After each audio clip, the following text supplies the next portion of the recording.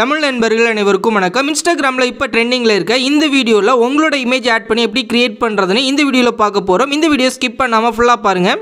VN ஆப்பை open பண்ணது மேலே பார்த்தீங்கன்னா உங்களுக்கு ஸ்கேனர் மாதிரி ஒரு ஆப்ஷன் இருக்கும். இதை நீங்கள் கிளிக் பண்ணிவிட்டு இந்த கேலரிக்கான ஆப்ஷன் கிளிக் பண்ணிவிட்டு நீங்கள் டவுன்லோட் பண்ண ப்ரீசெட் உங்களுக்கு ஒரு இமேஜாக இருக்கும். அதை நீங்கள் செலக்ட் பண்ணுங்கள். செலக்ட் பண்ணது உங்களுக்கு ஆட்டோமேட்டிக்காக அந்த VN ஆப்பில் இந்த டெம்ப்ளேட் உங்களுக்கு ஆட் ஆயிரும்.